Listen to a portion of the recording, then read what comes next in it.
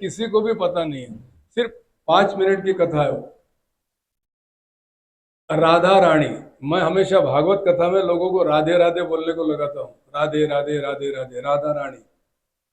राधा राणी का प्राकट्य कैसे हुआ, सिर्फ 5 मिनट की कथा आहे। माझं प्रवचन आता फक्त 5 मिनिटाचं शिल्लक राहत। वृषभानु राजा और कीर्तिदा रानी, ये दोनों बहुत श्रीमंत थे, पैसे वाले थे।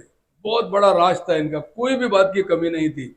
लेकिन इनके घर में संतान नहीं थी, पुत्र प्राप्ति नहीं थी, और ये दोनों हमेशा दुखी रहा करते थे। कीर्तिदा रानी प्रतिदिन स्नान करने के लिए यमुना नदी के किनारे पर जाती थी, स्नान करती थी और हाथ जोड़कर प्रणाम करती थी। हरिओम। और हाथ जोड़कर प्रणाम करती थी कि माँ मुझे बेटी चाहिए। तिथं कोणी उठत बसत आहे का जी? थोडं खाली बसा ना, रेंज कमी होता है। और यमुना रानी को कहती थी कि मुझे बेटी चाहिए, प्रार्थना करते थे। ऐसे ही एक दिन सुबह सुबह स्नान करने के बाद में हाथ जोड़कर कीर्तिदा रानी मां खड़ी है। उठू बस, उठ बस नका करू जी। कीर्तिदा रानी वहां खड़ी है। यमुना नदी का प्रवाह ऐसे जा रहा है और उसके विरुद्ध दिशा में एक बहुत बड़ा कमल का फूल आ रहा है। रानी बहुत प्रसन्न हो गई। वो फूल जैसे ही कमल का फूल रानी के बिल्कुल पास में आया, यमुना नदी के उल्टी दिशा में आया, वैसे सूर्योदय हो गया। सूर्य की किरणें जैसे उस कमल के फूल के ऊपर गिरी तो कमल का फूल खिल गया और उसमें सुंदर छोटी सी बालिका, नन्ही नन्ही बालिका हंस रही है, मुस्कुरा रही है, दिखाई दी। कीर्तिदा रानी बहुत प्रसन्न हो गई।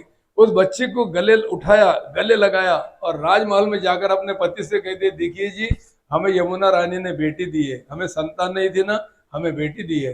राजा भी बहुत प्रसन्न हो गए, दोनों प्रसन्न हो गए। लेकिन उनकी ये प्रसन्नता कुछ मिनट में फिर से डाउन झाली। वो कैसे? वो बच्ची जो थी कमल के फूल में जो मिली थी, वो आंखें नहीं खोल रही थी, उसकी आंखें बंद थी। वैद्य को बुलाया गया, बहुत सारे वैद्य लोग आए, पंडित लोग आए, अब इतने बड़े राजा, सबको बुलाया गया कि ये बच्ची आंखें क्यों नहीं खुल रही है, जब से मिली हमें तब से। तो वो कहने लगे कि इसका कोई उपाय नहीं महाराज, ये जिंदगी भर ऐसे ही रहेगी, ये आंखें खोल नहीं सकेगी। फिर भी कीर्तिदा रानी और वृषभानु राजा ने कहा कि कोई बात नहीं, बेटी तो मिली, जैसी मिली वैसी मिली। अब हम तुरंत इधर आते हैं, जब भगवान श्री कृष्ण चंद्र जी का अवतार प्राकट्य हुआ, वसुदेव जी टोपली में लेकर आए और नंद बाबा के गोकुल में कृष्ण भगवान को यशोदा मैया के बगल में रखा और वहां से उनकी कन्या लेकर चले गए। अब कृष्ण भगवान यशोदा मैया के यहाँ पर है। अब वो छोटे से है हमारे कृष्ण भगवान। ये बात है जो वो बच्ची मिली थी जो आंखें नहीं खोलती थी, इसके 11.5 महीने बाद की बात है ये। कृष्ण भगवान वहां पालने में सोए हुए है, भगवान की भी आंखें बंद है। यशोदा रानी की वो बात ध्यान में नहीं आई। भगवान पालने में सोए हुए है, भगवान की भी आंखें बंद है। थोड़ा ध्यान देना, फक्त 2 मिनट। भगवान की भी आंखें बंद है। अब कीर्तिदा रानी और वृषभानु राजा को नंद बाबा ने उत्सव के लिए बुलाया था। हम उत्सव मना रहे हैं, मेरे घर बेटा हुआ है, इसके लिए हम उत्सव मना रहे हैं, आपको आना है। तो कीर्तिदा रानी अपने गोद में उस बच्ची को लेकर आई जो दोनों आंखें नहीं खोल रही थी, जो यमुना नदी में मिली थी। उससे गले लगाकर आई। अब वो ऐसी बच्ची छटपटाने लगी और छटपटाते नीचे जमीन पर गई और रेंगते रेंगते वो बच्ची वहां पर गई जहां हमारे कन्हैया पालने में सोए हुए थे और उनकी आंखें बंद थी। जैसे वो बच्ची पालने के पास जाती है और कन्हैया की तरफ देखती है तो कन्हैया ने हमारी आंखें खोली।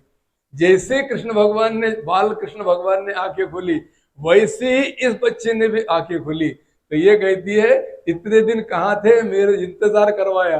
तो कृष्ण भगवान कहते हैं, अरे मैं भी तुझे मिलने के लिए तड़प रहा था, लेकिन क्या करूं, 11.5 महीने देरी हो गई। इधर भगवान ने आंखें खोली, इधर ये बच्चे ने आंखें खोली, दोनों ने आंखें खोल ली। वो थे कृष्ण भगवान और ये थे राधा रानी। प्रवचन संपलं। समर्थ सद्गुरु श्री गजानन महाराज की जय।